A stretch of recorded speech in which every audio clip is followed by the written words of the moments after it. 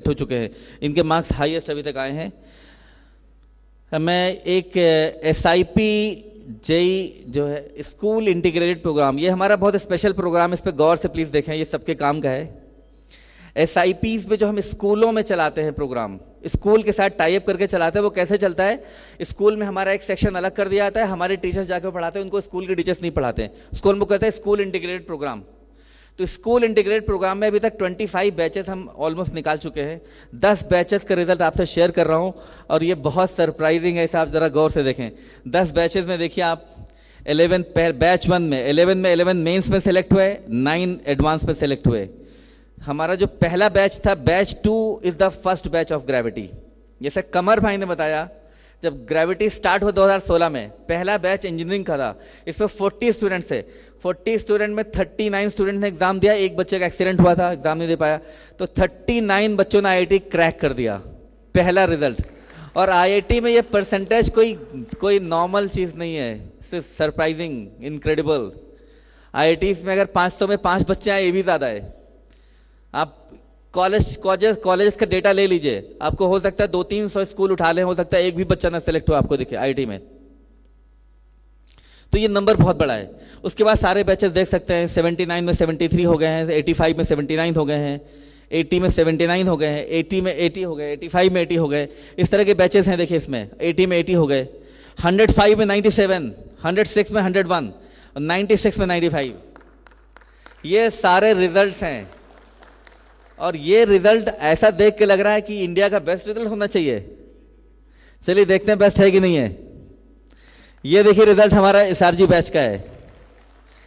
तो अभी हमने एक न्यूज़पेपर में ये रिजल्ट क्लेम कर दिया।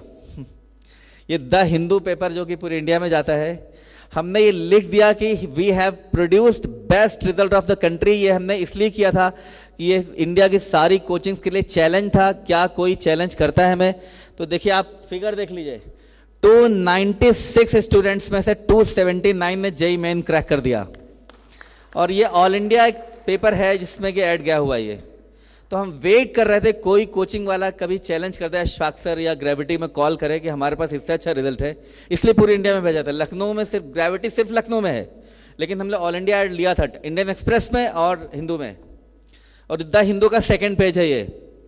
तो 296 में 279, इसमें कम से कम 10 बातें सारी सरप्राइजिंग हैं। टोटल 3 बैचेस थे, ये सिर्फ एक स्कूल का रिजल्ट है। हमने एक स्कूल से टाई अप किया, वहां 11th क्लास में हमने 296 एडमिशन लिए, 7 बच्चों को हमने निकाल दिया 2 साल में, 289 बचे, 289 में 279 सेलेक्ट हो गए। तो इस बैच में क्या क्या किया, कैसे ऐसा रिजल्ट आया, वो पूरा प्रोसेस तो नहीं बता सकते हम, लेकिन ये ज़रूर है कि जब इस बैच को स्टार्ट किया तो पहले लग रहा था 80 बच्चे सेलेक्ट होंगे, फिर लगने लगा 120 सेलेक्ट होंगे, एग्जाम से 6 महीने लगता था पहले कि 190 बच्चे सेलेक्ट होंगे। लास्ट के 3 महीने दिन रात पढ़ाई करी हम लोगों ने। हमारी यहाँ पर एक टीम भी बैठी हुई है, अभी मौका मिले तो इंट्रोडक्शन कराएंगे। हम लोग पूरे बच्चों के साथ मॉर्निंग 6 से लेकर रात को 12-1 बजे तक है। बच्चे 1 बजे सवाल पूछने चले आ रहे हैं। ये रेजिडेंशियल कैंपस था, ये रेजिडेंशियल कैंपस का रिजल्ट है। आप पावर देख सकते हैं, कितनी पावर रेजिडेंशियल कैंपस में। ये जेई का रिजल्ट है। तो पूरे इंडिया में किसी ने क्लेम नहीं किया, और इंशाल्लाह ये रिकॉर्ड ग्रेविटी फिर से तोड़ेगा। तो ये रिजल्ट है। अच्छा, ये जो दूसरे पेज पे सिलेक्शंस हैं, बच्चों के फोटो है, शायद आपको परसेंटाइल नहीं दिख रही है, मैं परसेंटाइल बोलना चाहता हूं। पहले बच्चे का 100 है, देन 99.99 है, 99.9 है, 99.99 है। लास्ट परसेंटाइल जो दिख रही है, टोटल लगभग ये हमको लग रहा है फोटो शायद 150 होंगे। ये लास्ट बच्चे के जो परसेंटाइल है, आप पेपर बाहर रखे हुए हैं, दैट इज 99.54। मतलब इससे नीचे वालों को जगह नहीं पेपर में। इवन मेरे सगे भांजे के 99.4 परसेंटाइल आया, हम उसका फोटो भी नहीं निकाल पाए। वो बहुत अच्छा है, नो डाउट, वो सिलेक्ट हो गया बहुत अच्छी रैंक के साथ, अच्छे कॉलेज में। तो ये परसेंटाइल है, इसके पीछे बहुत मेहनत है। हमारी रिसर्च एंड डेवलपमेंट टीम का बहुत बड़ा रोल है। हमारी जो टीम है, टीचर्स की टीम है, प्लस विजन है। तो इस प्रोग्राम में हम चैंपियन हो चुका है, पूरी इंडिया का रिजल्ट दे दिया है। पहले लोग कहते थे कि कुछ इंस्टीट्यूट नहीं है अच्छा करने वाले, ठीक है, बस एक प्रॉब्लम है, यहाँ जो नंबर आप सोच रहे हैं वो नंबर वाकई में बहुत कम है। मेरी बात समझ गए होंगे आप शायद। फिर भी नंबर पहले 500 में 2-3 होते थे, अभी 500 में 10-12 होने लगे हैं। और इंशाल्लाह 15 साल में बहुत कुछ चेंज होने वाला है, क्योंकि मैंने कुछ ऐसी चीज़ें बनाई है, पूरी इंडिया में बहुत बड़ा चेंज आने वाला है। मैं आपको वो सब दिखाना चाहता हूँ। तो ये रिजल्ट्स हैं। अब मैं वापस जाता हूँ, रिजल्ट कैसे आए, तो कुछ चीज़ें मैं दिखाना चाहता हूँ जो प्रोग्राम है। तो सीनियर लेवल पे तो बहुत कुछ अच्छा काम हो चुका है। अब हम जिस रिजल्ट की बात कर रहे थे बहुत कम आ रहा है। कम क्यों आ रहा है? अगर स्टूडेंट का फाउंडेशन क्लास 8 तक अगर वीक हो गया है तो आप कुछ नहीं कर सकते हैं। तो सबसे पहले हमें क्या करना है, 5th क्लास में जब बच्चा पहुंच जाए तो 5th, 6th, 7th, 8 में बच्चों का फाउंडेशन बहुत स्ट्रांग करना है, और उसमें मेनली 3 सब्जेक्ट्स। अगर इंग्लिश में वीक है, वो सब्जेक्ट नहीं समझ सकता है, तो पहली चीज तो इंग्लिश भी ठीक करनी पड़ेगी और इसमें ज्यादा इफर्ट नहीं करना है। दूसरा सबसे ज्यादा इंपॉर्टेंट है mathematics, mathematics and reasoning, logical reasoning. अगर आपने इन 2 सब्जेक्ट्स में बच्चे को अच्छा कर दिया तो क्लास 9th में आपको कुछ नहीं करना है, वो बच्चा खुद ही अपना रास्ता ढूंढ लेगा। और नीट और जेई तो छोड़ दीजिए, सिविल सर्विसेज में जाना हो जिसमें लोग समझते हैं मैथ्स का रोल नहीं है, कैट में जाना हो, क्लैट में जाना हो, आईएएस की तैयारी करनी हो, नीट जेई की तैयारी करनी हो, बैंकिंग की तैयारी करनी हो, कोई सा एग्जाम हो, अगर मैथ्स बच्चे की क्लास 9th, क्लास 8 तक मैथ्स और लॉजिकल रीजनिंग अच्छी हो गई ना, तो एक्चुअली उसकी लॉजिकल थिंकिंग डेवलप हो जाती है। ये फैक्ट है। पूरी दुनिया में जो रूल कर रहे हैं कंट्रीज, चाइना और अमेरिका है, क्यों? मैथ्स वहां चैंपियन है, मैथ्स बहुत अच्छी है।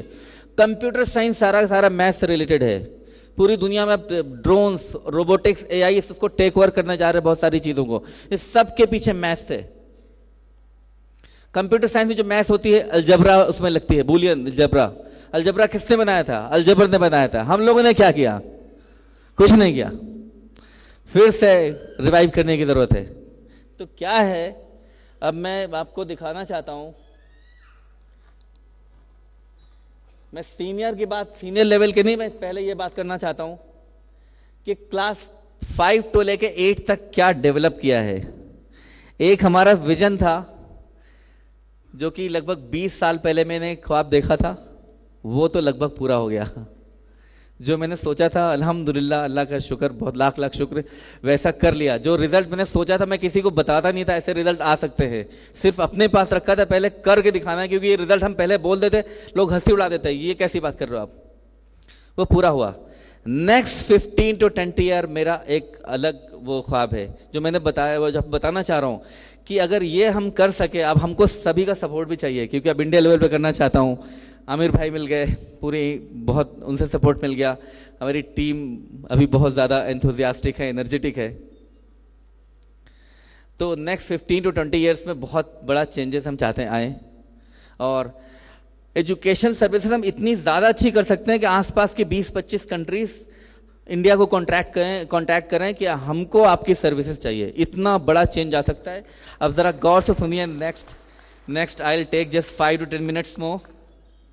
तो जो प्रोग्राम हमने एक डेवलप किया है, पहला है Z2C। क्या है ये? इसका मतलब है जीरो टू चैंपियन। ये एक मैथ्स का करिकुलम है जो क्लास 5, 6, 7, 8 को लेके बनाया है। इसमें है क्या? इसमें एक तो हमने पहले पूरा कंटेंट डेवलप किया है, और कंटेंट का लेवल क्या है? कंटेंट का लेवल है बिल्कुल 0 लेवल का मैथ्स स्टार्ट करके इंटरनेशनल लेवल जो होता है ओलंपियाड का, वहां तक हमने डिफरेंट लेवल में कवर किया है। तो बिल्कुल इसमें इंटरनेशनल लेवल तक कवर कर लिया, 0 लेवल से स्टार्ट करके मल्टीपल लेवल्स। इस कंटेंट को बनाया किसने है? इस कंटेंट को जिस टीम ने बनाया है उसमें मैक्सिमम सीनियर टीचर्स हैं, IITians हैं। सीनियर टीचर्स और IITians उन्होंने प्रिपेयर किया है। इस कंटेंट को बनाने के लिए जो हम लोग को बुक्स चाहिए थी, उनकी जो इंडियन बुक्स छोड़ दी, वो तो थी ही, इंटरनेशनल जो बुक्स चाहिए थी उनकी कीमत 2 करोड़ रुपए थी। बहुत सारी बुक्स हमने परचेज करी, लेकिन बाद में काफ़ी बुक्स हम लोग को ऑनलाइन भी मिल गई। तो इसमें आप कोई इंटरनेशनल बुक उठा के उसको हम प्रिंट नहीं कर सकते, कोई सवाल नहीं ले सकते। एक एक सवाल को स्टडी किया, कभी कभी पूरे बुक में सिर्फ एक सवाल काम का मिला, कभी कभी पूरे बुक में एक भी नहीं मिला, कभी एक बुक से 10 मिल गए। सवालों को लिया, कॉन्सेप्ट लिया, उनको मैंने चेंज किया, उनका सोल्यूशन चेंज किया, उनको फिर ऑर्गेनाइज करके पहुंचाया एक ऐसे फॉर्मेट में कि बच्चों तक पहुंच जाए। तो ये कंटेंट है मल्टीपल लेवल में। इसमें 2 लोगों ने बहुत ज़्यादा काम किया है, बहुत सब बड़ी टीम ने काम किया है। जो भी मेरी ग्रेविटी की टीम है, प्लीज़ सब लोग यहाँ, काफ़ी कम लोग हैं ग्रेविटी में, 140 टीचर्स हैं, इसमें 40 से ज़्यादा IITians हैं।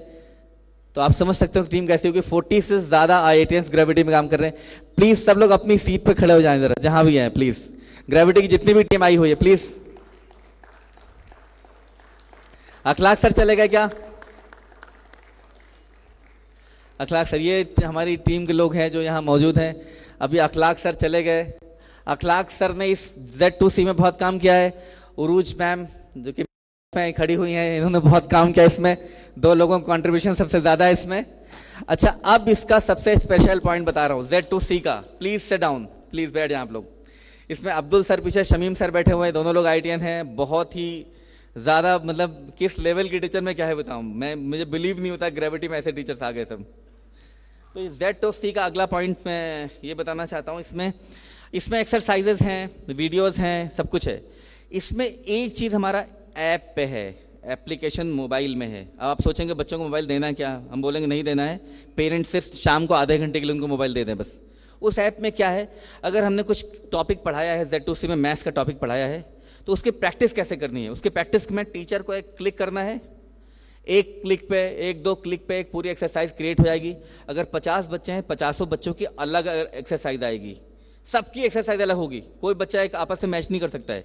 बस इतना जरूर है, कोई बच्चा ये नहीं कर सकता है कि हमारा पेपर ज़्यादा डिफिकल्ट है।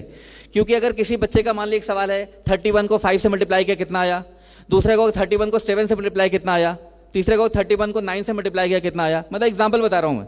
तो एक फैक्टर कॉमन रहेगा, तो कोई बच्चा ये नहीं कर सकता हमारा पेपर डिफिकल्ट है। तो इस तरह से एक क्लिक पे क्रिएट होगा। तो किससे बनाया है? AI से बनाया है। लेकिन ये AI नॉर्मल वाला नहीं जिसे आप समझ रहे हैं, ये AI ट्रेनर से बनाएगा। What is AI trainer? हमारा जो ऐप उसके अंदर कोई डेटा नहीं, 0 डेटा है। तो AI को 12,000 कॉन्सेप्ट सिखाए हैं हमारे टीचर्स ने। उन 12,000 कॉन्सेप्ट पे वो कुछ भी सवाल क्रिएट कर सकता है। आप क्लिक करेंगे सवाल क्रिएट कर देगा। आपको 50 पेपर चाहिए, एक क्लिक पे आ जाएगा, सारे डेटा अलग होंगे और एक भी गलत नहीं होगा। क्योंकि अगर डेटा बैंक होता 2 लाख सवालों का, वहां से AI पेपर बनाएगा, सबके अलग अलग बनाएगा, लेकिन गलत सवाल को गलत उठा लेगा। ये AI ट्रेनर है। और मेरी नॉलेज में ये चीज अभी इंडिया में किसी कोचिंग के पास नहीं, हो सकता हो, लेकिन अभी फिलहाल मैं नहीं जानता हूं कि किसी भी ब्रांड के पास है ये AI ट्रेनर। इसको हमने एक जापान के कंपनी के साथ मिलकर बनाया है। उनके कंट्री के हिसाब से बना हुआ था, हमने इंडियन एग्जाम्स के हिसाब से बनाया, इंटरनेशनल एग्जाम्स के हिसाब से। अच्छा, इसका अगला लेवल समझिए। अगर बच्चे ने पहला सवाल दिया, पहला सवाल करके वो आगे जाना चाहता है, तो पहला सवाल अगर सही हुआ तो ठीक है, नहीं तो अगला सवाल आएगा ही नहीं। फिर क्या आएगा? सेम क्वेश्चन रिपीट होगा, फिर डेटा चेंज करके, फिर गलत किया फिर रिपीट हो जाएगा, 4-5 बार तक रिपीट होता रहेगा, सेम क्वेश्चन डेटा चेंज करके। अगर उसमें आप सेटिंग लगा देंगे, 5 बार के बाद क्या होगा? 5 बार के बाद उसका सोल्यूशन आ जाएगा, उसका वीडियो आ जाएगा, उसका ग्राफ आ जाएगा, उसका पिक्टोरियल फॉर्म में आ जाएगा। ये सारी चीज़ें बना ली हैं। लास्ट ईयर इसको लॉन्च करना चाहते थे, कुछ कमियां रह गई थी। अब ये पूरा फुल्ली पूरा कंप्लीट हो गया है और ये लॉन्चिंग के लिए रेडी है। इंशाल्लाह ये इसी मंथ में, मई में लॉन्च हो जाएगा लखनऊ लेवल पे, और इंशाल्लाह 2-3 महीने में इसको हम पूरे इंडिया लेवल पे लॉन्च कर देंगे। तो ये Z2C है। अब ये तो मैथ्स की बात हो गई, मैथ्स के साथ में लॉजिकल रीजनिंग भी है। अभी दुनिया बहुत चेंज होने वाली है। 2030 तक कम से कम 9 करोड़ जॉब जाने वाली है। क्यों? रोबोटिक्स और ड्रोन की वजह से। तो हमको इसमें भी चैंपियन बनना है। मैथ्स में अच्छा किया तो कंप्यूटर में आगे जाएंगे। तो अगला कोर्स है Z2M। बस बाकी मैं नहीं बताऊंगा, सिर्फ एक और बता रहा हूँ, Z2M। What is Z2M? It's zero to maker. Zero to maker एक ऐसा कॉन्सेप्ट है कि हम बच्चे को कुछ 15-16 वीक्स के अंदर एक ऐसा रोबोटिक्स और आर्टिफिशियल इंटेलिजेंस और मशीन लर्निंग और कोडिंग, कंप्यूटर साइंस, इन सब को मिला के कोर्स बनाया गया है जो इंटरनेशनल लेवल का है। अब आप बोलेंगे इंटरनेशनल, बार बार ऐसा क्यों बोल रहे हैं? आप इसका समझिए। ये हमने मिस्टर राजेश नायर, ये MIT के बहुत फेमस प्रोफेसर हैं। MIT, वही MIT जो USA में है, मैसाचुसेट्स की बात कर रहा हूँ मैं। इन्होंने एक कोर्स डेवलप किया है जीरो टू मेकर। इनसे हमने एक्सक्लूसिव टाई अप किया है।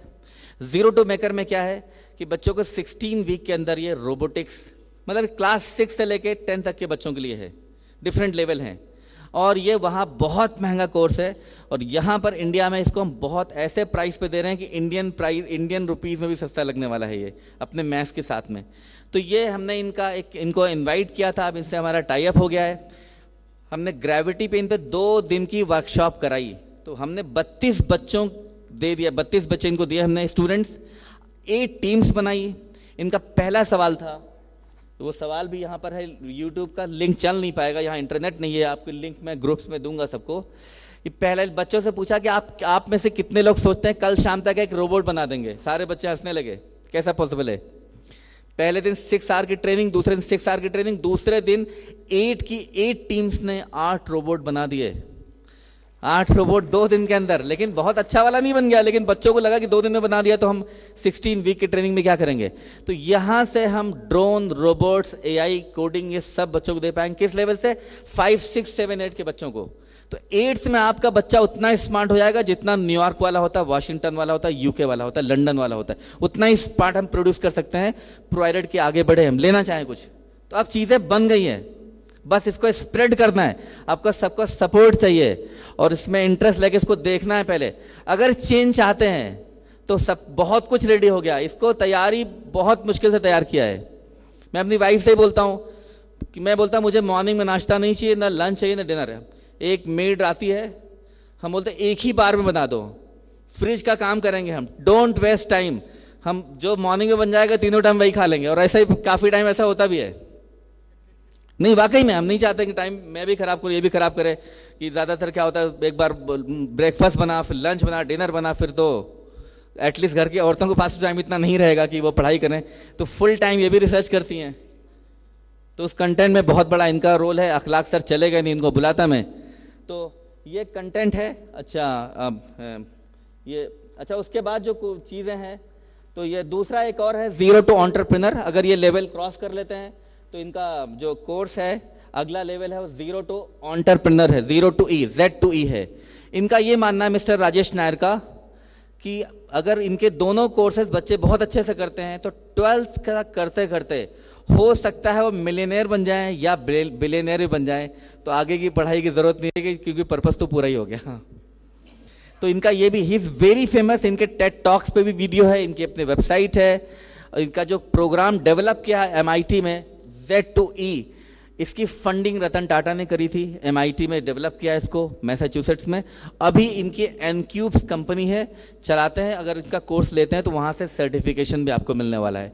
तो इनका साथ मेरा एक्सक्लूसिव टाई अप है, दोनों प्रोग्राम हम साथ में लॉन्च कर रहे हैं। Z2C जो कि ग्रेविटी ने डेवलप किया है एक जापानीज कंपनी के साथ मिलकर, और Z2M और Z2E इनके साथ में। बाकी सारे प्रोग्राम ये अपने हैं। और जो AI ऐप बताया मैंने, क्वेश्चन की प्रैक्टिस, उसमें बहुत कुछ है। नेट होता तो मैं यहाँ चला के दिखाता। तो ये सारी बातें थी, कुछ बातें, 1-2 बातें और मैं करूँगा बस मैं। हाँ, तो मैंने नावेद भाई का जिक्र किया, आज वो है नहीं। तो मेरा अभी जो गर्ल्स कैंपस लॉन्च कर रहे हैं हम, गर्ल्स कैंपस, वो करामत हुसैन गर्ल्स डिग्री कॉलेज में। यहाँ पर हम गर्ल्स के लिए अभी फ़िलहाल क्लास 6 से एडमिशन ऑन कर रहे हैं। मेनली तो अभी 11th वाले होंगे, लेकिन क्लास 6 से लेकर 12th तक कोर्सेज सारे लॉन्च कर रहे हैं। 12th पास आउट भी है। और रेजिडेंशियल कैंपस का रिजल्ट आपने देख लिया, IIT का। नीट का हमारे पास नहीं था, लेकिन नीट में पिछले साल में 3 साल में लगातार हमने 150 के आसपास रैंक दी है। तो लोग सोचते हैं कि जेई में ज़्यादा क्यों है, जेई में सीट बहुत ज़्यादा है, नीट में नंबर कम नहीं, इसे ह्यूज नंबर। अगेन ये हाईएस्ट है। जो कोचिंग ग्रेविटी से 4 गुने ज़्यादा बच्चे पढ़ा रही हैं, नाम नहीं लूँगा यहाँ पर, उनसे भी ज़्यादा अच्छा मेरा रिजल्ट है। अब तो नंबर भी ग्रेविटी में बहुत बढ़ गए हैं। अभी तो अब ग्रेविटी के रिजल्ट पिछले 4 साल में यूपी में नंबर 1 है। नॉट ओनली यूपी भी छोड़ दी, UP, Bihar, Jharkhand, north east में कहीं चलाइए, कोटा, दिल्ली, हैदराबाद छोड़ के कहीं भी ऐसा रिजल्ट नहीं जो ग्रेविटी को मैच कर सके। बिल्कुल फैक्ट है। आप बाहर जब जाएं तो प्लीज़ बाहर न्यूज़पेपर जो आज आया है, वो पुराने न्यूज़पेपर 2-3 कॉपी उठा के ले जाएंगे। मैं बहुत सारी कॉपी लेके आया हूँ। तो अब इतना तो कॉन्फिडेंट रहे कि चीज़ें बन गई हैं, अब उनको लेना है और फैलाना है और अपने बच्चों तक पहुंचाना है। अवेयरनेस क्रिएट करिए। 9th क्लास में बच्चा खराब हो चुका होता है, 5th क्लास से पिक करिए, 5th से लेके 8th तक अगर अवेयरनेस क्रिएट कर दी तो चेंजेस दिखेंगे। फौरन 2 साल में चेंज दिखेगा, लेकिन बड़ा चेंज दिखेगा 15 ईयर्स में दिखेगा, बहुत बड़ा चेंज, कि आपको इंडिया के आसपास दूसरे कंट्रीज भी आपको जान जाएंगे हाँ कुछ स्टार्ट हो गया है। क्योंकि जो बेस्ट चीज चाहिए, maths, robotics, computer science, coding, AI, machine learning, ये सब हम क्लास 8 लेवल तक ही दे दे रहे हैं इंशाल्लाह। तो अपनी बात मैं यहाँ मुकम्मल करना चाहूँगा और फिर से आप सभी लोग का बहुत बहुत शुक्रिया। इतना दोपहर में हम लोगों ने मीटिंग रखी, एक तरह से मुझे लग रहा था बहुत कम लोग आएंगे, फिर इनवाइट बहुत ज़्यादा लोग किए थे, कम फिर भी आए, फिर भी काफ़ी दूर दूर से लोग आ गए। मंदूर साहब इतने ज़ईफ़ हैं तब भी आ गए, काफ़ी लोग अलीगढ़ से आ गए, दिल्ली से आ गए, मतलब I am very very happy कि लोग यहाँ पहुँच गए। ठीक है, तो अपनी बात यही मुकम्मल करता हूँ। थैंक यू, जज़ाकल्लाह। अशफाक भाई, आपका जो जज्बा और जुनून है वो काबिल तक़लीद है। वो मैं ख़ुद आपसे बहुत कुछ सीखता हूँ और सीखना भी चाहता हूँ। हज़रात, हमारे दरमियान इंतहाई खुशी की बात है कि मौलाना आमिर रशादी साहब भी तशरीफ़ ला चुके हैं।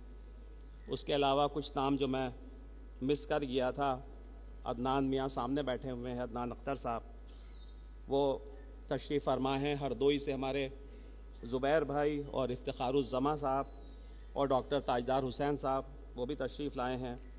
हर्षा कॉलेज के प्रिंसिपल डॉक्टर अरशद हुसैन साहब मौजूद हैं।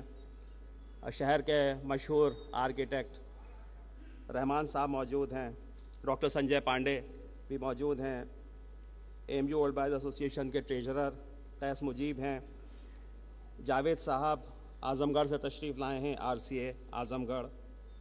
मोहम्मद आज़म ख़ान साहब जौनपुर से तशरीफ़ लाए हैं। मोहम्मद मिराज ख़ान साहब मौजूद हैं। तारिक साहब मौजूद हैं जो कि अंडर सेक्रेटरी हैं यूपी गवर्नमेंट में। डॉक्टर अतीक साहब हैं मेडिको हॉस्पिटल से जिनका ताल्लुक़ है। मैं आप सबका बहुत इस्तक़बाल करता हूँ। हज़रात, इससे पहले कि मैं एसोसिएशन ऑफ मुस्लिम प्रोफेशनल्स के कौमी सरबराह यानी नेशनल प्रेसिडेंट आमिर इदरीसी साहब को दावत दूं कि वो आपसे मुखातिब हों, मैं उनके बारे में कुछ अर्ज़ करना चाहता हूँ। मौसूफ़ का ताल्लुक़ ज़िला सिद्धार्थनगर से है, लेकिन एक तवील अरसे से बॉम्बे में आपका क़याम है। तकरीबन 14 साल पहले उन्होंने अपने चंद हम ख्याल लोगों के साथ AMP की बुनियाद रखी, जो कि एक नॉन पॉलिटिकल, नॉन प्रॉफिट और नॉन सेक्टेरियन ऑर्गेनाइजेशन है,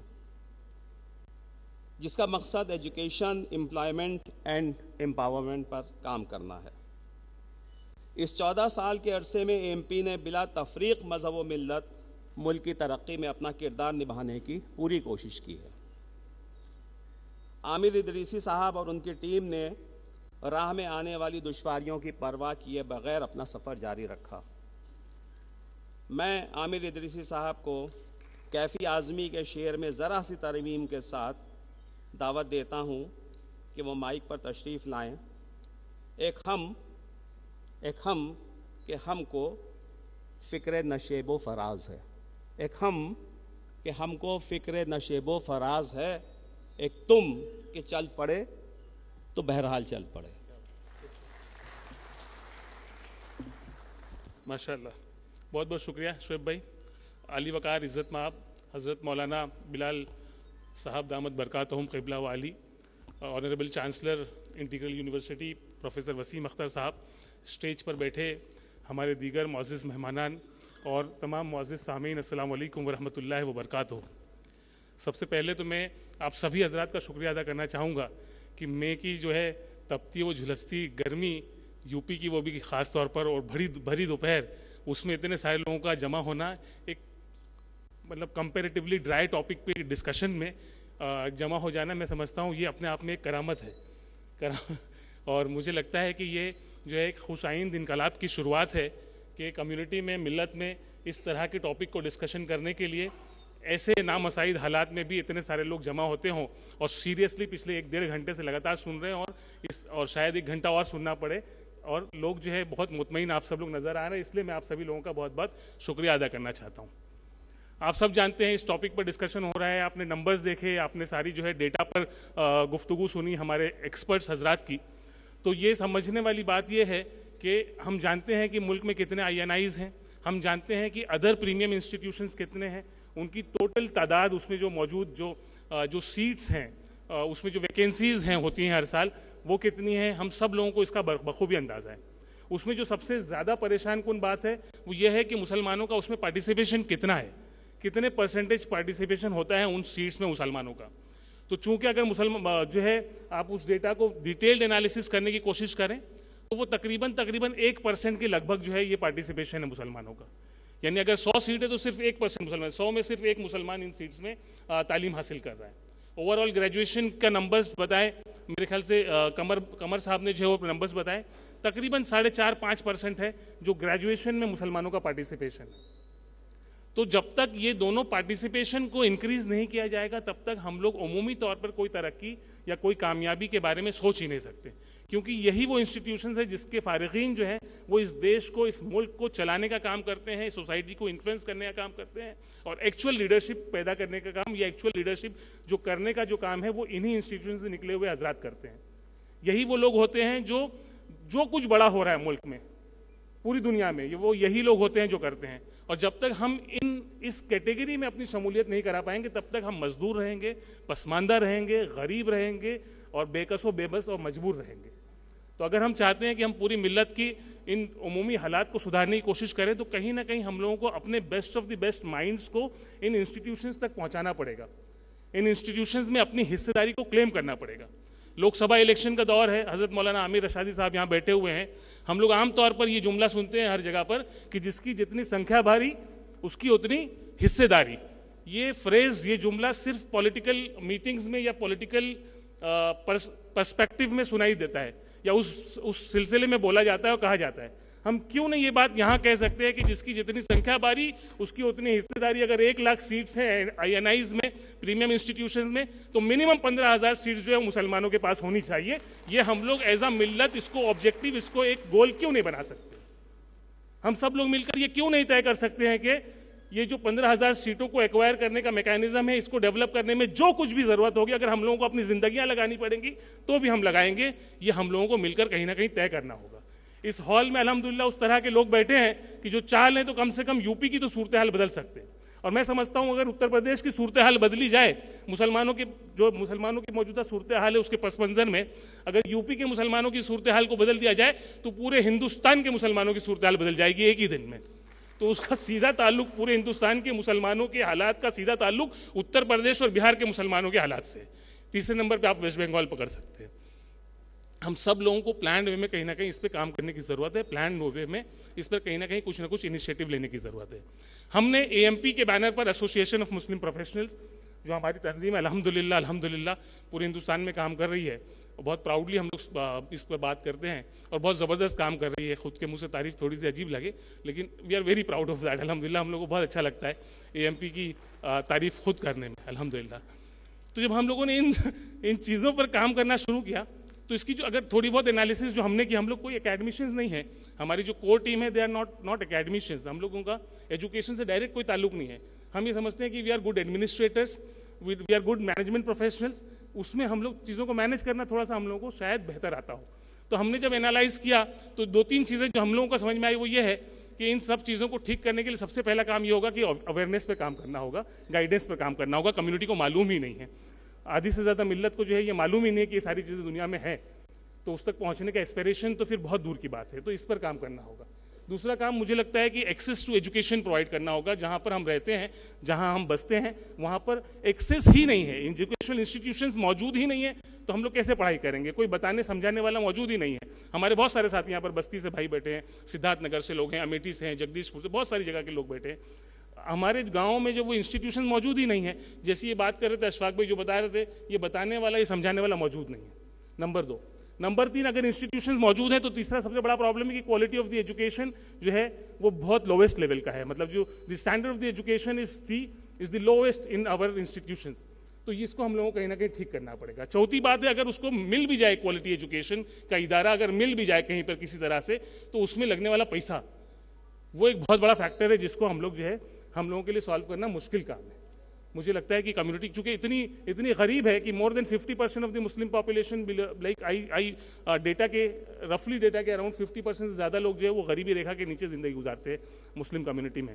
तो वो बेचारा जो है एक IIT की प्रिपरेशन कैसे कर पाएगा, वो नीट की प्रिपरेशन कैसे कर पाएगा, वो UPSC, क्लैट या दूसरे इंस्टीट्यूशंस तक कैसे पहुंचेगा।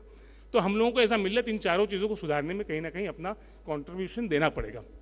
हम लोगों ने क्या किया, हम लोगों ने अलग अलग सिमत में अलग अलग काम शुरू किया। उसमें एक सबसे बड़ा काम हमने शुरू किया कि हमने उस 6 साल पहले जो है ढूंढना शुरू किया कि इस ज़िम्न में काम करने वाली कौन सी बड़ी ऑर्गेनाइजेशन है। तो मुल्क भर में जितनी बड़ी कोचिंग इंस्टीट्यूशंस हैं, इदारे हैं, उन सबसे हमने रब्ता करना शुरू किया। अल्हम्दुलिल्लाह बहुत पॉजिटिव रिस्पॉन्स रहा, एवरीबडी रेस्पॉन्डेड वेरी पॉजिटिवली। उसी प्रोसेस में हम लोगों की मुलाकात ग्रेविटी से हुई। तो जब ग्रेविटी का रिजल्ट देखा तो हम लोग यानी कि हैरत ज़दा रह गए अल्हम्दुलिल्लाह कि व्हाट अ वंडरफुल रिजल्ट, कितना ज़बरदस्त रिजल्ट जो है ये लोग दे रहे हैं और कितने ज़बरदस्त तरीके से ये लोग पढ़ा रहे हैं और कितना ज़बरदस्त विजन जो है अशफाक भाई का, उनकी पूरी टीम का अल्हम्दुलिल्लाह। जब उनसे बात हुई तो ये भी समझ में आया कि आगे की कितने ज़बरदस्त प्लान्स हैं। तो हम लोगों ने ये तय किया कि ठीक है, इन सब लोगों को इकट्ठा किया जाए।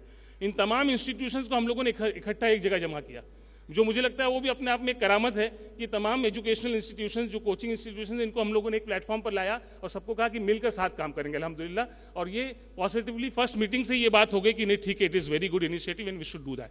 उसके बाद हम लोगों ने नेशनल टैलेंट सर्च के नाम से कॉम्पिटिशन लॉन्च किया और हमने ये तय किया कि मुल्क भर में जो एटलीस्ट जो हमारे बेहतरीन स्टूडेंट्स हैं उनको तलाशा जाए, उनको आइडेंटिफाई किया जाए और उनको इन इंस्टीट्यूशन से कनेक्ट किया जाए। इन कोचिंग इंस्टीट्यूशन से बात की कि हम आपको बच्चे ला कर देंगे, बताइए आप कितने बच्चों को फ्री पढ़ाएंगे। सबने अपने अपने तौर पर, किसी ने 100 सीट दी, ग्रेविटी ने 200 सीट दी, शाहीन ने दी, MS ने दी, बहुत सारे इंस्टीट्यूशन से सब लोगों ने हम लोगों को ऑफर की। आपको जानकर हैरत होगी कि इस साल जो हमारा नेशनल टैलेंट सर्च का प्रोग्राम हुआ है इंडिया भर में, उसमें तकरीबन 700 फ्री सीट्स हैं हम लोगों के पास मिल्लत के बच्चों के लिए, 700। और ये 700 अगर एक बच्चे की का एक एस्टिमेशन लगाएं 2 लाख रुपए का पर ईयर, तो it becomes 14 crore rupees of scholarship program. मुझे लगता है कि मुल्क भर में सबसे बड़ा स्कॉलरशिप प्रोग्राम है ये। हम लोगों को ये 700 लोगों को ढूंढना बहुत चैलेंज है। हम लोगों को लगता है कि ये 700 लोगों को कैसे लाया जाएगा पूरे मुल्क भर से। हमने जो एग्जाम कराया NTS का, उसमें 400 एग्जाम सेंटर्स बनाए पूरे मुल्क भर में। ये AMP की खास बात है अल्हम्दुलिल्लाह, मुझे लगता है AMP ही कर सकती है इस बात को। 400 एग्जाम सेंटर्स, बहुत सारे हमारे एग्जाम सेंटर्स के साथी भी यहाँ बैठे हुए। 300 डिस्ट्रिक्ट्स को कवर किया, वो तमाम डिस्ट्रिक्ट्स जहाँ पर मुसलमान बसते हैं सिग्निफिकेंट तादाद में, उन तमाम डिस्ट्रिक्ट्स को कवर किया। 400 एग्जाम सेंटर पे एग्जाम कराने वाला इदारा मुझे लगता है सिर्फ गवर्नमेंट ऑफ इंडिया कराती होगी। I don't know any other institution, at least non profit organisation जो इस तरीके से काम करती होगी। तो ये हमने काम किया है, इसमें कोशिश जारी है और इस तरीके की इंस्टीट्यूशंस जो है ये लोग हम लोगों को बड़ा सपोर्ट कर रही हैं। इंशाल्लाह हमारी कोशिश है कि मुल्क भर में हर बच्चे तक पहुंचा जाए, एवरी इंस्टीट्यूशन तक पहुंचा जाए और उनको एस्पायर किया जाए कि उनको रिजल्ट्स प्रोड्यूस करने हैं। इंशाल्लाह हम चाहते हैं कि हर बच्चे तक पहुंचे, हर घर तक पहुंचे। मुल्क में अगर किसी कोने में अगर एक बच्चा रहता है और वो अगर टैलेंटेड है तो उसका टैलेंट खाली नहीं जाना चाहिए। अगर हम सब लोगों ने मिलकर तय किया कि उस टैलेंटेड बच्चे को कहीं ना कहीं हम प्लेस करा पाएंगे, तो आप यकीन मानिए 10 से 15 साल is enough to change everything in the community. इंशाल्लाह सिर्फ 10 से 15 सालों में पूरी की पूरी तस्वीर, पूरी जो है ना जो सूरत हाल है, उसको हम सब लोग मिलकर इंशाल्लाह तब्दील कर सकते हैं। इसी तरह हम लोगों ने बहुत सारे इनिशिएटिव्स किए, खासतौर पर ग्रेविटी के साथ मिलकर, चूंकि ग्रेविटी के साथ बड़ा हमारा एक टाई अप काफ़ी अच्छा रहा है, मतलब अब तक का जो सफ़र है माशाल्लाह बहुत शानदार रहा है। तो हम लोगों ने हाइब्रिड लर्निंग सेंटर्स की शुरुआत की कि एक जगह से यहाँ से सेंट्रली पढ़ाया जाएगा और रूरल इंडिया में जहाँ पर ये टीचर्स नहीं पहुँच सकते, जहाँ पर मुश्किल हालात हैं, वहाँ पर ऑनलाइन एजुकेशन यानी हाइब्रिड क्लासरूम वहाँ होगी और वहीं एक सेंट्रल लोकेशन से पढ़ाया जाएगा। बहुत अच्छा उसकी शुरुआत चल रही है। क्रैश कोर्सेज शुरू किए, ऑनलाइन सेंटर्स शुरू किए माशाल्लाह। अभी तकरीबन 60 ऐसे कॉलेजेस हैं जहाँ पर ये हमारे हाइब्रिड लर्निंग सेंटर्स चल रहे हैं। इसका अगला स्टेप ये है कि हमने तय किया कि कहीं ना कहीं जो रेजिडेंशियल कैंपसेस हैं उसको शुरू करना पड़ेगा। जो रिजल्ट ये बता रहे थे, एक बहुत अच्छी ऑर्गेनाइजेशन है उनके साथ काम करके जो है अशफाक भाई का वो रिजल्ट है माशाल्लाह ग्रेविटी का। हम चाहते हैं उसी तरह के रिजल्ट्स मुस्लिम इंस्टीट्यूशंस के साथ टाई अप करके भी लाए जाए और मुल्क भर में इस तरह के कैंपसेस बनाए जाएं इंशाल्लाह, जिसकी शुरुआत आज हम सब लोग मिलकर यहाँ पर बैठे हैं। आप सब लोगों की शमूलियत, आप लोगों की दुआएं, आपकी शामिल होने की बरकत और इन मुअज़्ज़िज़ मेहमानान के शामिल होने की बरकत से इंशाल्लाह मुझे लगता है कि वो ये सिलसिला भी बहुत कामयाब होगा। हमने जब ये ग्रेविटी जो ये रेजिडेंशियल कैंपसेस के लिए बात करनी शुरू की, तो मैं सबसे ज़्यादा शुक्रिया अदा करना चाहता हूँ करामत हुसैन डिग्री कॉलेज का। उनके जिम्मेदार जो है नावेद साहब, मेरी मुलाकात अभी तक नहीं हो पाई उनसे, आज मिलना था शायद इसके बाद मुलाकात हो।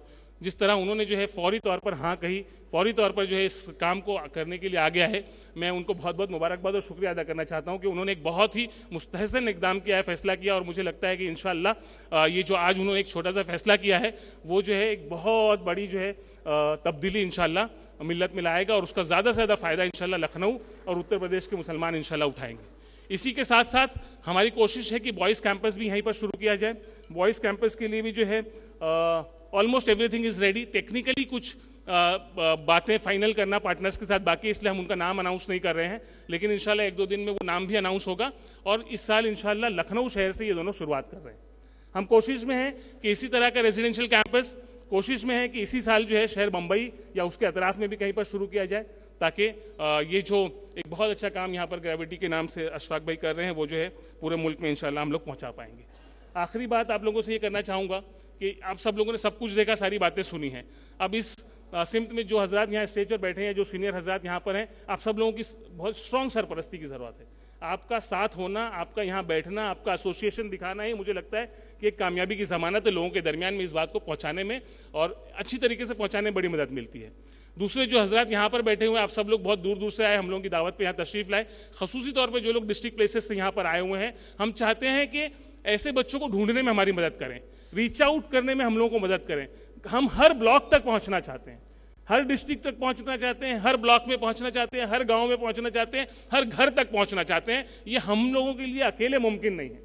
ये तभी मुमकिन हो पाएगा जब हम सब लोग हाथ से हाथ मिलाएंगे, जब हम सब लोग एक दूसरे को जो है कंधे से कंधा मिला के मदद करने की कोशिश करेंगे इंशाल्लाह। तो ये जो है जो हमने एक सोचा हुआ है, एक जो गोल हमने तय किया हुआ है, उस तक पहुंचने में इंशाल्लाह हम कामयाब हो जाएंगे इंशाल्लाह। इसी बात के साथ, इसी उम्मीदों के साथ मैं अपनी बात खत्म करता हूँ। बहुत बहुत शुक्रिया। अस्सलाम वालेकुम, खुदा हाफिज़। क्योंकि वक्त बहुत कम है और हज़रत मौलाना को भी जाना है और मगरिब का वक्त होने वाला है थोड़ी देर में। कोशिश यही है कि इंशाअल्लाह मगरिब से पहले हम लोग इस प्रोग्राम को ख़त्म कर दें। हज़रत हमारे दरमियान भदोही से अशरफ अली साहब भी तशरीफ़ लाए हैं और हाजी इस्लामुद्दीन साहब जो कि अकबरी बेगम लॉ कॉलेज के ओनर हैं, वो भी तशरीफ़ फरमा है। हम तहे दिल से उनका इस्तकबाल करते हैं इस प्रोग्राम में। अब मैं जिस मुकर्रर को आपके रूबरू करना चाहता हूँ, उस शख्सियत को आप सब हजरात अच्छी तरह जानते हैं, लिहाजा उनका तारुफ आम अल्फाज में कराना वक्त को ज़ाय करने के मुतरादिफ है। लेकिन मौलाना जलालुद्दीन रूमी का एक शेर जो गो के फ़ारसी में है, आप हजरात को सुनाना चाहता हूँ। शाद बाशद इश्क खुद सौदाए माँ, शाद बाशद इश्क खुद सौदाए माँ, ए तबीबे जुमला इल्लत हाय माँ। अब फ़ारसी मुझे आती नहीं है, इसका मतलब मुझसे न पूछिएगा, लेकिन ए तबीबे जुमला इल्लत आप लोग खुद समझ सकते हैं कि वो कौन शख्सियत है। You the physician of all our ills, कोई और नहीं, डॉक्टर कौसर उस्मान साहब। प्रोफेसर साहब तशरीफ़ लाइए।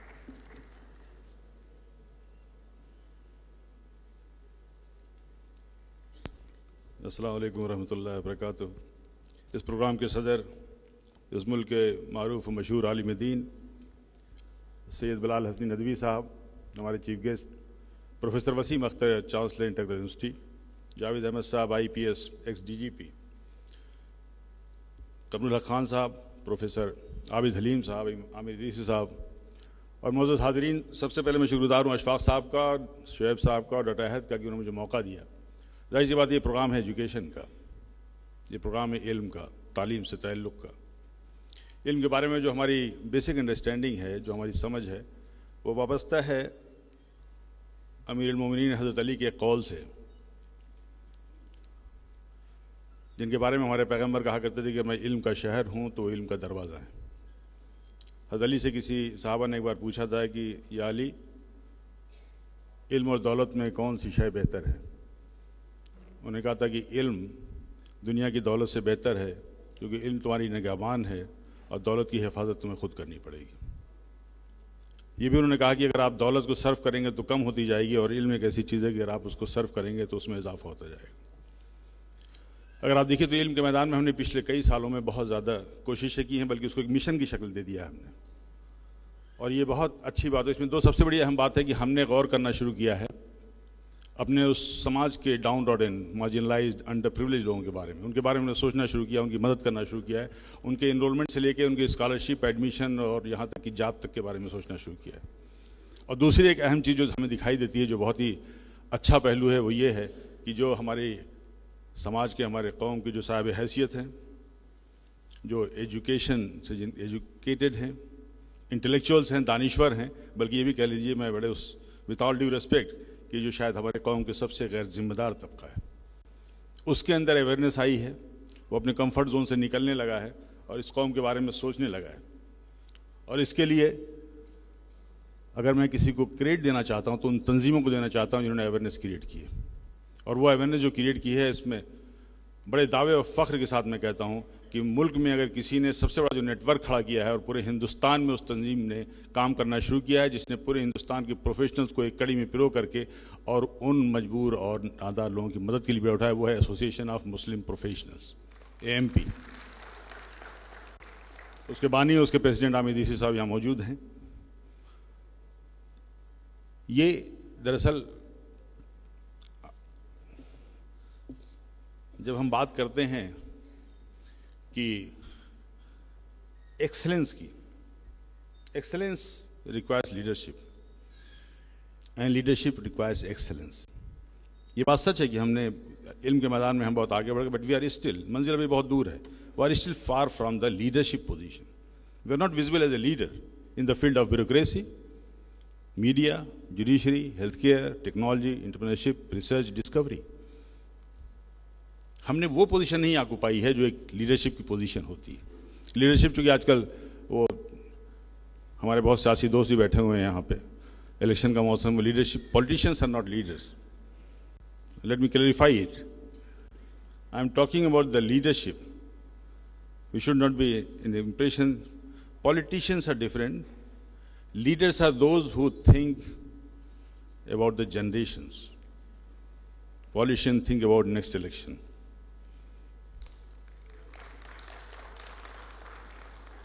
Leaders have politicians have no vision for your children, but the leaders have the roadmap for your future. This is the difference between the politicians. But unfortunately, our society, our community has produced more politicians than the leaders. लेकिन आज हमें ज़रूरत है leaders की, हर field के leader की ज़रूरत है। और मैं अगर आपको दौरे हाजिर के कंटेम्प्रेरी वर्ल्ड की एक मिसाल दूँ, अली यूनिवर्सिटी के क़याम के 50 साल बाद इस सूबे में एक यूनिवर्सिटी क़याम में आई, जिसमें आज हज़ारों बच्चे पढ़ रहे हैं, उनके मुस्तकबिल को संवारा जा रहा है। वो एक बहुत मेहनत, मशक्क़त और मुस्तकिल जद्दोजहद और एक इबादत का नतीजा है। वो एक पैशन, एक जुनून का नतीजा है। वो एक स्ट्रॉन्ग लीडरशिप का विज़न है। वसीम अख्तर साहब यहाँ बैठे हुए हैं, मैं इंटर यूनिवर्सिटी की बात कर रहा हूँ आपसे। देखिए, बहुत से लोग होते हैं ज़िंदगी में जिनको आप देख करके बड़े ख्वाब देखने लगते हैं, दरअसल वही लीडर होते हैं। अगर आपके अमल से लोग बड़े ख्वाब देखने लगें, सोचने लगें, कुछ कर गुजरने की सलाहियत आ जाए, और ये अगर आपका असर है तो आप लीडर हैं। जैसे आमिर भाई कह रहे थे कि इस वक्त ज़रूरत क्या है कि हमें आइडेंटिफाई करना है बच्चों को। यह सब हम सब की जिम्मेदारी है कि प्राइमरी लेवल पे, सेकेंडरी लेवल पे उन बच्चों को, बहुत से टैलेंटेड बच्चे हैं और यकीन मानिए उनके अंदर वो क्वालिटी है कि अगर आप उनको शुरू से ग्रूम कर दें, उनको नर्चर कर दें, तो न जाने किस मुकाम पे पहुंच जाएंगे। आप बहुत से पार्टी फंक्शन में जाते हैं, बहुत सी शादियों में देखते हैं, बच्चे सबके खेल रहे होते हैं, उसमें एक बच्चा ऐसा होता है जिसकी बात सारे बच्चे सुनने लगते हैं, उसी के पीछे भागने लगते हैं, वही बच्चा लीडर होता है। उसको आप अशफाक साहब और आमिर इदरीसी साहब के हवाले कर दीजिए, उसका मुस्तकबिल संवर जाएगा। बहरहाल मैं बस आखिर में एक चीज़ बता दूँ, हमें अपनी जिम्मेदारी का एहसास करना है। तो जिम्मेदारी का एहसास वो इसलिए भी ज़रूरी है कि शायद हमसे कहीं ना कहीं पिछले कई सालों से कोताहियाँ रही हैं, और हमने जिसकी मैं बात कर रहा था कि इस वक्त ज़रूरत है कि हम क्वालिटी एजुकेशन पर भी जाएँ, कि quality is the leader, quantity follower होती है, और हम सिर्फ क्वांटिटी हैं, क्वालिटी नहीं है। क्वालिटी इसलिए मैं कह रहा हूँ, मेरे पास डाटाज और फिगर्स तो नहीं है प्रेजेंट करने के लिए, लेकिन मैं उस लीडरशिप की क्वालिटी की बात कर रहा हूँ, मैं उस फिलासफी की बात कर रहा हूँ, ताकि आप तक पैगाम पहुँच जाए। मैं समझता हूँ कि इससे हम सबको अपनी जिम्मेदारी का एहसास हो जाएगा। वो एक तारीख़ के हवाले से किस्सा सुना दूँ, उसके बाद याद लूँ मैं आपसे। एक जो अनडिवाइडेड इंडिया था, उस वक्त एक बहुत बड़े बुजुर्ग हुआ करते थे, पीर मेहर अली शाह। पीर मेहर अली शाह चिश्तिया सिलसिले से उनका ताल्लुक़ था, और उनका वैसे शिजरा तो मिलता था अब्दुल कादिर जिलानी से, नानीहाल के तौर पर, दादीहाल के उससे, तो हज़रत हुसैन रज़ियल्लाहु अन्हु तक जाता था। वो गोलरा शरीफ एक जगह है, वहाँ पे मुकीम थे, इस्लामाबाद और रावलपिंडी के बीच में जगह है। बहुत बुजुर्ग शख्सियत थे। उनके बेटे, उनका नाम था गुलाम मोइनुद्दीन जिलानी।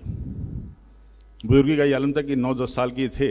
उस ज़माने में अंग्रेज़ों ने गोलरा स्टेशन के बाद एक ट्रेन की शुरुआत की थी, और वो ट्रेन जो है, तवज्जो से इस चीज़ को सुन लीजिए, वो ट्रेन, पहली ट्रेन चूँकि शुरुआत हुई थी, वो कोयले का इंजन होता था, आप जानते थे। तो जा करके ट्रेन देखने के लिए वहाँ पटरी के पास बैठ जाया करते थे।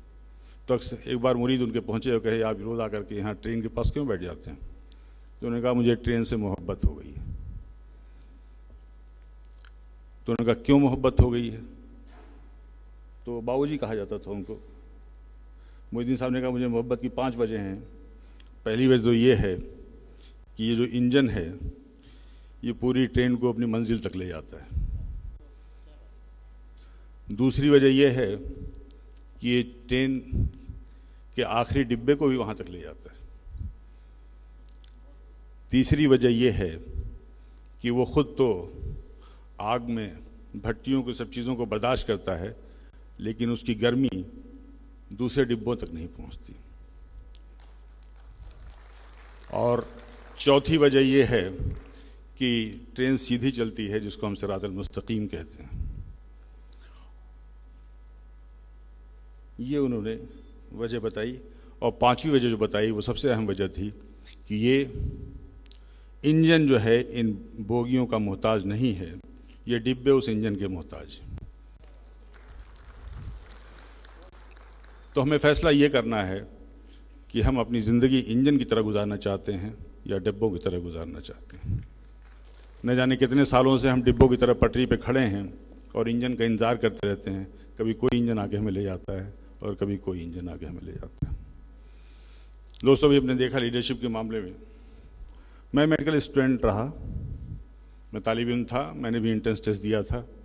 मेरी यूपी में 13वीं पोजीशन आई तो मुझे किंग जॉर्ज मेडिकल कॉलेज में एडमिशन मिला, बीएस में दाखिला हुआ। उस वक्त भी बहुत सी कोचिंग थी, आज भी बहुत सी कोचिंग है, लेकिन उन सारी कोचिंगों में ग्रेविटी का नाम क्यों ऊपर है? उसी पैशन, उसी लीडरशिप की ज़रूरत है आज हमारी कम्युनिटी को। अगर हम उस जुनून से काम करेंगे तो शायद हम दुनिया में कुछ हासिल कर लेंगे। मैं कहता हूँ आज वो ग्रेविटी नहीं है, बल्कि वो सेंटर ऑफ ग्रेविटी है, जिसके आसपास गार्जियन, पेरेंट्स, इंस्टीट्यूशन खींचे चले जाते हैं। दुआ कीजिए कि अशफाक मियाँ, इनकी हिम्मत, इनका जज्बा बरकरार रहे।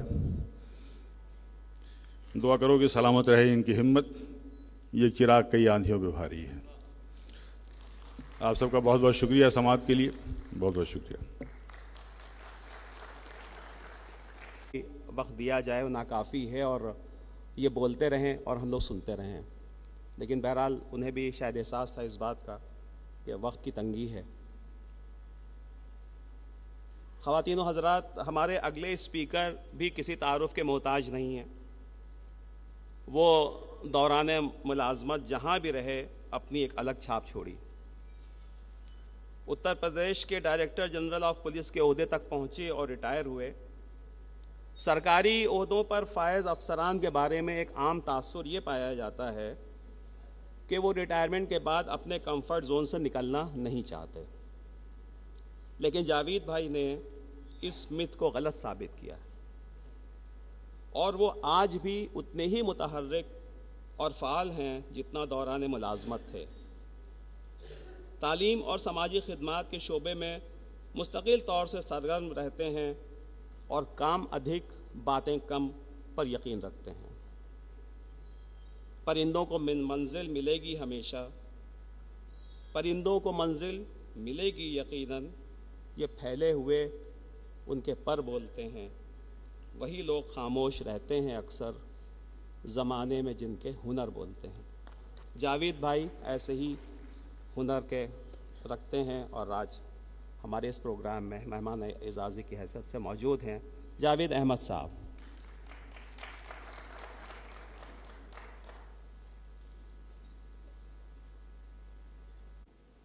अस्सलाम वालेकुम। हमसे पहले कई लोगों ने कौम की जो प्रॉब्लम्स हैं उसके बारे में बात बताई। उन्होंने उन प्रॉब्लम्स को सॉल्व करने के लिए ख़ास तौर पर अशफाक साहब ने उन्होंने क्या कोशिशें की हैं और वो उन कोशिशों में कितनी कामयाबी मिली है, इन सब के बारे में बताया। उन सब चीज़ों के अलावा एएमपी ने जो कोशिशें की हैं और उसमें जो कामयाबी उनको मिल रही है और जो उनके आगे के प्रोग्राम हैं उन सब के बारे में हम सब ने सुना। मुझे उसके आगे कहने को बहुत कुछ कम है, ख़ास तौर से जो अशफाक साहब की सक्सेस है, उनकी कामयाबी है और ग्रेविटी जो उनका इंस्टीट्यूशन है उसकी जो कामयाबी है वो काबिल तारीफ़ भी है। और जिस तरह की मेहनत उस इदारे ने की है ताकि कामयाबी का परसेंटेज उनका 99 और 99.9 हो, उससे साबित होता है कि अगर फार्मूला हमारे पास है तो सिर्फ अब ज़रूरत इस बात की है कि ऐसे लोग हमारे पास हों जो उस फार्मूले पर काम करने को तैयार हों और कामयाबी के रास्ते पर आगे बढ़ सकें। जो हमारी थोड़ी बहुत जानकारी है उत्तर प्रदेश के बारे में ख़ास तौर पे, वो ये है कि लखनऊ और बड़े 2-4 शहरों को छोड़ दीजिए तो अभी भी ख़ास तौर से मुस्लिम कम्युनिटी में पढ़ाई की तरफ जितना तवज्जो होनी चाहिए, जितनी मेहनत होनी चाहिए, जितना फोकस होना चाहिए वो नहीं है। मैं एक छोटी सी मिसाल आपके सामने रखना चाहता हूँ। ये मुबालगा नहीं है, ये वाक़या है। एक स्कूल है जो कि हम लोग कुछ लोगों के साथ मिलकर चलाते हैं और 2 बच्चे भाई बहन पढ़ते हैं। एक लड़की है और एक लड़का है। ऑब्वियसली वो एक ही घर से दोनों आते हैं। हम लोगों ने देखा कि लड़के का अटेंडेंस 30 और 32% रहता है और लड़की का अटेंडेंस 95% रहता है। जब हम लोगों ने बुला के पेरेंट्स से पूछा कि क्या वजह है तो वो कुछ नहीं बोली। लड़की ने कहा कि हमको तो अम्मा उठा देती हैं और भाई को कहती हैं कि भाई इसको सोने दो, इसको तंग मत करो। तो अगर भाई सोता रहेगा तो ज़माना तो उसको पीछे छोड़ देगा, उसको पूरी कौम सो रही है वो भी सोता रहेगा। तो इस तरह की जो मोहब्बत वालिदैन की है बच्चों के बारे में, ख़ास तौर से लड़कों के बारे में, ये क़यामत ढाएगी। और जो यहाँ पर वालिदैन बैठे हुए हैं उनसे मैं ये कहना चाहूँगा कि इस तरह की मोहब्बत उसके लिए बिल्कुल अज़ाब बन जाएगी। तो आप लोग इस बात पर गौर कीजिए कि अगर उसको आगे बढ़ना है तो सो करके तो कुछ नहीं बढ़ पाएगा। और ये बात सिर्फ मैंने एग्ज़ाम्पल के तौर पर, मिसाल के तौर पर इसलिए की क्योंकि वालिदैन का जो रोल है, बहुत सारी बातें हुई, वालिदैन का जो रोल है, जो उनका किरदार इस पूरे कामयाबी के रास्ते में है वो बहुत इम्पॉर्टेंट है। और अफसोस की बात यह है कि वालिदैन अभी भी बेशतर पढ़ाई को उतनी अहमियत नहीं दे रहे हैं जितने की देने की ज़रूरत है, जितने की उम्मीद है और जितने के बगैर कोई कामयाबी नहीं मिलेगी।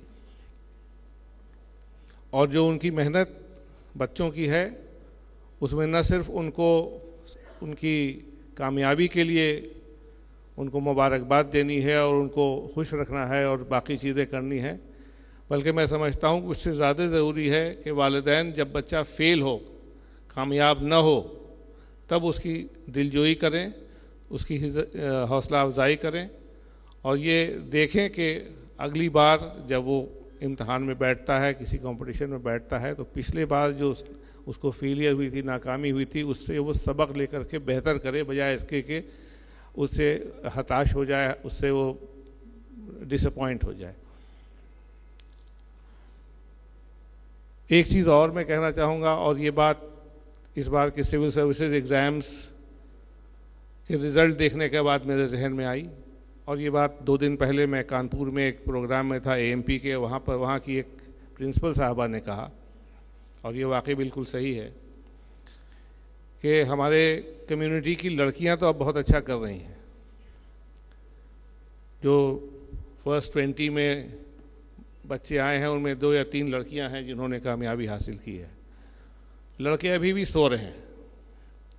तो अब जब पहले तो होता था कि लड़कियों को पढ़ाओ, अब ज़माना आ गया है कि अब लड़कों को पढ़ाओ के लिए अलग से कहना पड़ेगा, क्योंकि लड़कों के पास बहुत सी मशगूलियात हैं जिनमें पढ़ाई और मेहनत करना शामिल नहीं है।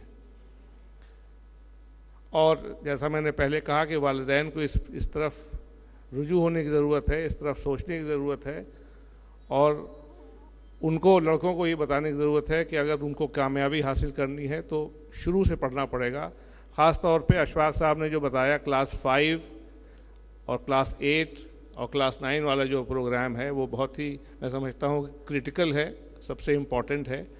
और मैं समझता हूँ कि उसके लिए उनको कुछ ऐसा ऐप डेवलप करना चाहिए कि जो लोग उनके रेजिडेंशियल प्रोग्राम में या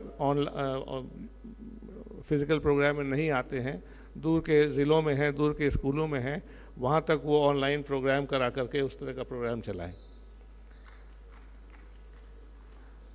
क्योंकि जब तक कि ज़्यादा लोग कोशिश नहीं करेंगे तब तक ज़्यादा लोग ऊपर नहीं पहुँच पाएंगे। हम लोगों ने अपनी 35-37 साल की मुलाजमत में ये देखा कि कोशिश करने वालों की तादाद इतनी कम है कि ऊपर तक पहुंचने वालों की तादाद और कम हो जाती है। तभी आप 1% और 1.25% और 1.5% की बात करते हैं। जब कोशिश करने वाले 4.5% लोग हैं जो ग्रेजुएट हैं, तो फिर ऊपर पहुंचने वाले 1% ही तो होंगे। मुझे और कुछ बहुत ज़्यादा सिर्फ नहीं कहना है, सिर्फ ये कहना है कि ख़ास तौर से वालिदैन का जो रोल है, उनका जो इस पूरे कोशिश में जो उनका कंट्रीब्यूशन है वो बहुत इम्पॉर्टेंट है, बच्चों को हौसला देने का भी और दिलजोई करने का भी, ताकि वो मेहनत करें और अगर मेहनत में कामयाब ना हो तो अगली बार बेहतर कोशिश करने के लिए उनका दिल बढ़ाइए। शुक्रिया।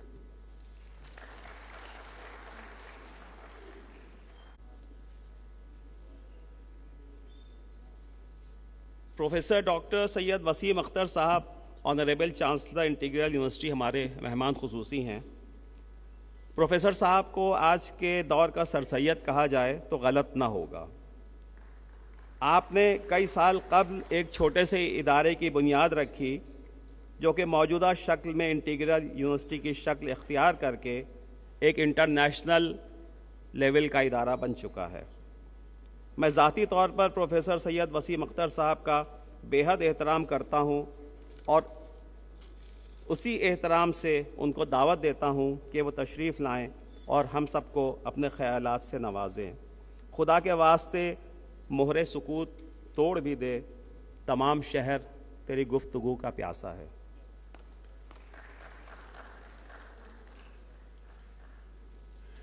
दिल थाम के बैठो कि मेरी बारी आई। हज़रत मौलाना सैयद बिलाल हसनी नदवी साहब, हमारे आबिद हलीम साहब, आमिर इदरीसी साहब, शुएब साहब, अज़ीज़ हमारे डॉक्टर कौसर उस्मान साहब,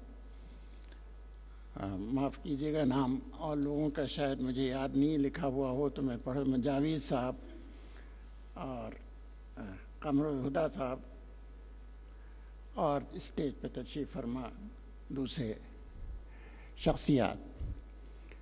मैं सबसे पहले मुबारकबाद देता हूँ अपने डॉक्टर अशफाक साहब को, जिन्होंने आज के ये प्रोग्राम ऑर्गेनाइज करके हम सबको अपनी एक्टिविटीज़ से रूशनास कराया। मैं जहाँ जहाँ भी शहर में गया, हर तरफ अगर निगाह उठा के देखी तो ग्रेविटी का बोर्ड जो है वो नज़र आया।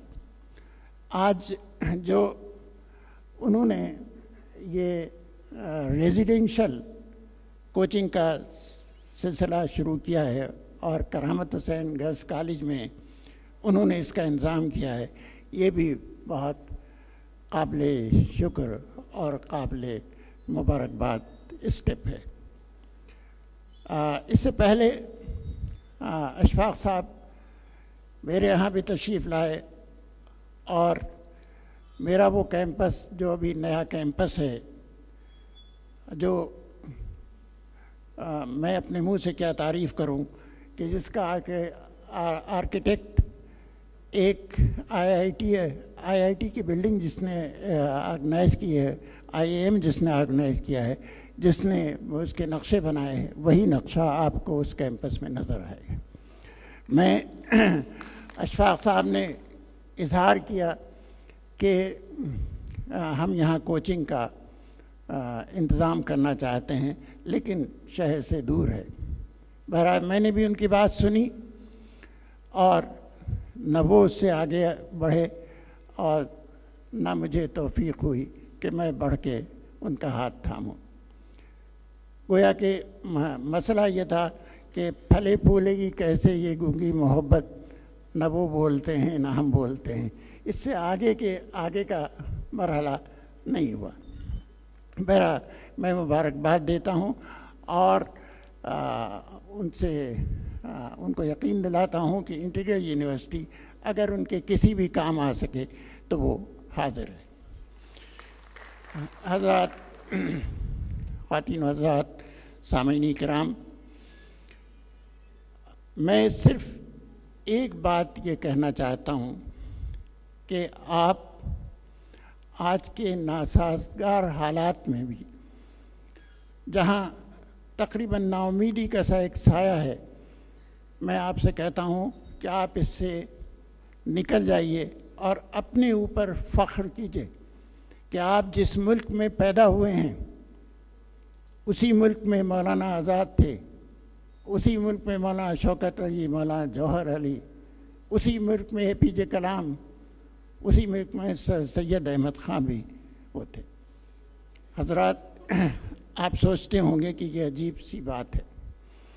यकीनन आप खुश नसीब हैं जो आप इस मुल्क में पैदा हुए हैं। अगर आप दुनिया के नक्शे पे नज़र उठाएं तो आप देखेंगे कि कहीं पेट्रोल की नदियां बह रही हैं, कहीं 6 महीने का दिन है, कहीं रात है, कहीं गर्मी ही गर्मी है, कहीं जंगलात ही जंगलात हैं। अल्लाह ने हमको इस मुल्क में तमाम नेमतों से नवाजा है। हमारे पास मौसम है, हमारे पास समंदर हैं, हमारे पास पहाड़ हैं, हमारे पास नदियां हैं, हमारे पास चरिंद हैं, परिंद हैं, मुख्तलिफ जानवर, सब्जियां, फल फूल, हर चीज़ मौजूद है। लेकिन मसला ये है कि हमारे अंदर वो कैरेक्टर और वो मॉरल, उसकी कमी है।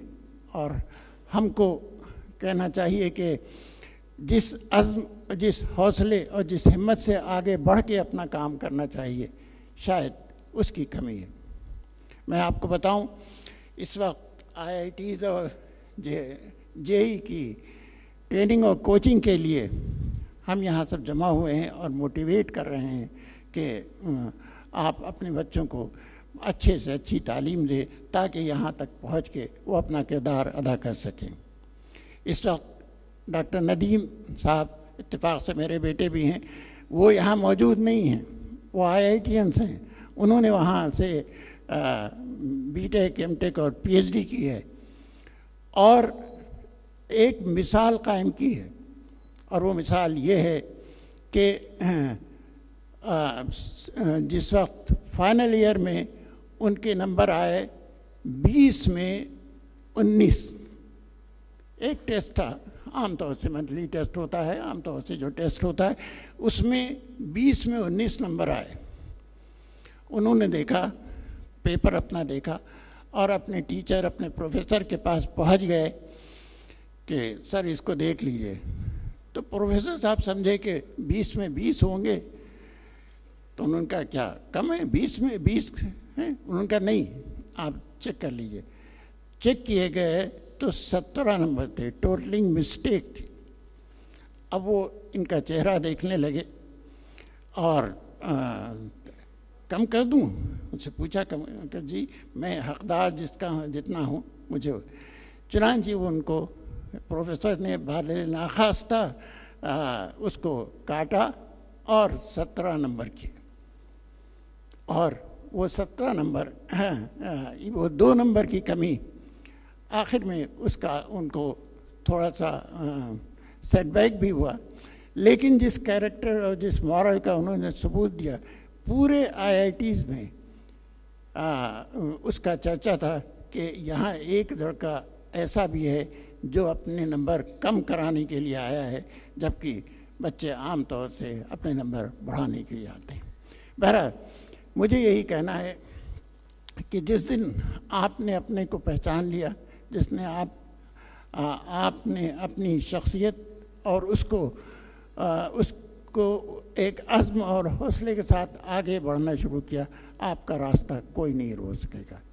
जिंदा मिसाल अभी शोएब साहब ने बताया, इंटीग्रल यूनिवर्सिटी है जो कहना चाहिए कि कर्ज उधार लेके किसी तरह से ज़मीन का एक टुकड़ा लिया गया और उसके बाद फिर एक छप्पर डाला और उस छप्पर में 4 बच्चों से, 6ठी क्लास के 4 बच्चों से शुरू किया। उसका एक टीचर मैं भी था और एक दूसरा भी। अल्लाह ने उसकी बरकत दी, एक जुनून था, अल्लाह ने बरकत दी और उसके बाद फिर वो तरक्की के जितने मनाजिर उसने तय किए हैं आपके सामने। लिहाजा मैं ये कहूँगा कि आप इस वक्त अपने को पहचानें और जो भी आपका कहना चाहिए कि जहन में आए कि हम इस रास्ते पे जाएंगे, आप अल्लाह का नाम लेके आगे बढ़िए और आप देखेंगे कि मंजिलें आपका कदम चूमेंगी। मैं बहुत ज़्यादा वक्त न लेके अपनी बात ख़त्म करूँगा और इसके बाद हज़रत मौलाना की आलिमाना फाज़िलाना तकरीर भी आप सुनेंगे, और मैं नहीं चाहता कि बहुत देर आपके और उनके दरमियान में हायल न हूँ। बहरहाल बहुत बहुत शुक्रिया। बग़ैर किसी तमहीद के हज़रत मौलाना बिलाल अब्दुल हई हसन नदवी साहब को ज़हमत देना चाहता हूँ। हम लोगों की पूरी कोशिश ये थी कि मगरिब से पहले ये प्रोग्राम ख़त्म हो जाए, लेकिन आप लोगों ने ख़ुद देखा होगा कि चूँकि ताख़ीर से शुरू भी हुआ तो उसके लिए हम बहुत माज़रत ख़्वाह हैं।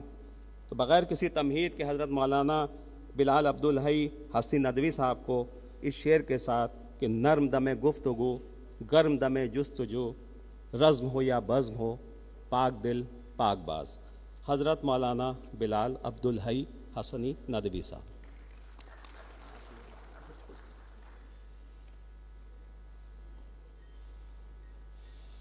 बिस्मिल्लाहिर्रहमानिर्रहीम, अल्हम्दुलिल्लाहि वकफ़ा वसलामुन अला इबादिहिल्लज़ीना इस्तफ़ा, अम्मा बाद, अऊज़ु बिल्लाहि मिनश शैतानिर्रजीम, इक़रा बिस्मि रब्बिकल्लज़ी ख़लक़, सदक़ल्लाहुल अज़ीम।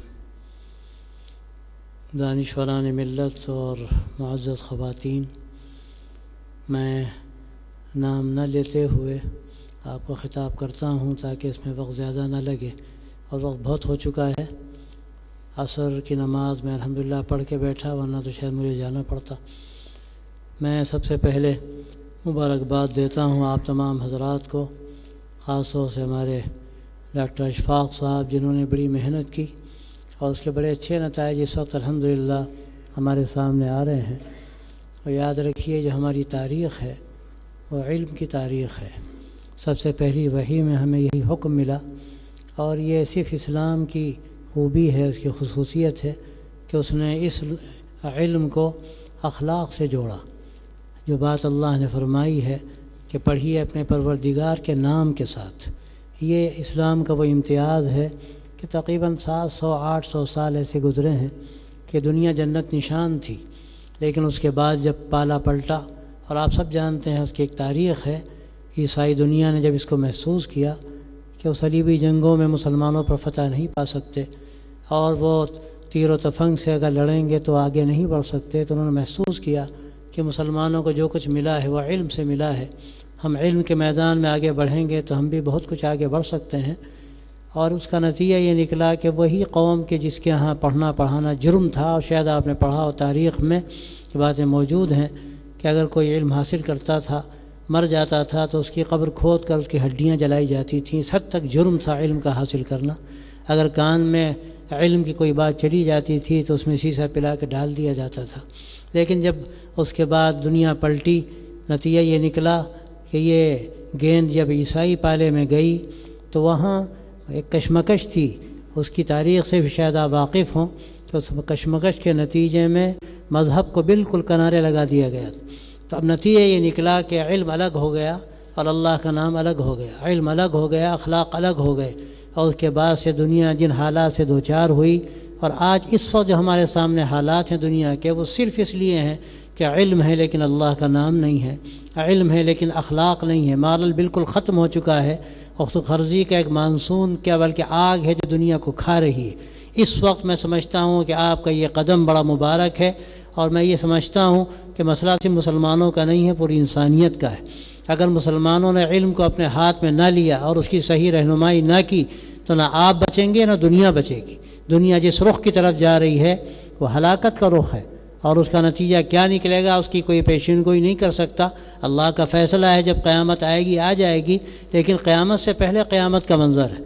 इस वक्त हमारी बड़ी ज़िम्मेदारी है, अगर आप इसके लिए मैदान में आते हैं और अपने बच्चों को तैयार करते हैं, और मैं समझता हूँ कि बहुत सी चीज़ों से थोड़ी देर के लिए सरफ़ नज़र करके अगर हम अपने बच्चों को इस मैदान में उतारें और उसके लिए मेहनत करें, और इसके लिए अल्हम्दुलिल्लाह ये जो आप लोगों ने मेहनतें शुरू की हैं और ये तंजीमें कायम हुई हैं, बड़ी मुबारक हैं, बड़ी मुफीद हैं, और हमें उम्मीद है कि इससे एक नया रुख मिलेगा। और हमारे बच्चों को अगर ये ग़िज़ा मिली तो आगे चल कर बड़ी रहनुमाई का काम कर सकते हैं, और दुनिया को उनकी आज ज़रूरत है। ये दुनिया समझने वाले उसके समझते हैं, और जिनको नहीं समझना है उनकी दुनिया अलग है। लेकिन हमारी जो जिम्मेदारी है, इसलिए कि हमारे पास जो कुछ है वो दुनिया में किसी के पास नहीं है, हमें वो दुनिया में तकसीम करना है। अगर हम उसको अपनी किताबों में बंद करके रख दें और हम ख़ुद भी उससे फ़ायदा ना उठा सकें और दूसरों को भी उनकी वो अमानत उनके हवाले ना कर सकें, तो ये हमारी बहुत बड़ी एक गैर जिम्मेदाराना हमारा तरीक़ाकार है, और इससे हमें ख़ुद भी नुकसान होगा, दुनिया को नुकसान होगा। वक्त बहुत हो चुका, मैं लंबी बात नहीं आज करना चाहता। मैं सबसे पहले मुबारकबाद देता हूँ आप हजरात को कि आपने ये मेहनत जो शुरू की है इससे आपको भी फ़ायदा होगा और दुनिया इंसानियत को भी फ़ायदा होगा। और अगर आपने ये कदम ना बढ़ाया तो इसका डर है कि ना आप रह सकेंगे। और अब्दुल हई हसन नदवी साहब, वक्त चूँकि बहुत कम था और बहुत मजबूरी में इतना मुख्तसर आपका, लेकिन मुख्तसर उसे जामे भी कहेंगे, मुख्तसर और जामे आपका नए हम लोगों से ख़िताब किया।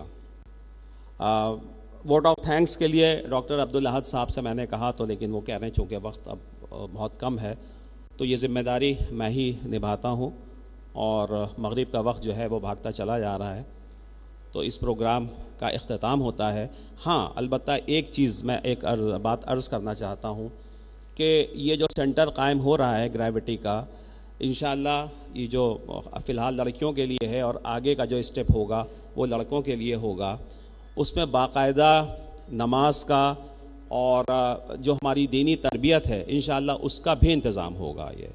ये बहुत अहम पॉइंट है जो कि स्किप हो गया था और अभी आमिर इदरीसी साहब ने याद दिलाया, तो ये अर्ज़ करना था।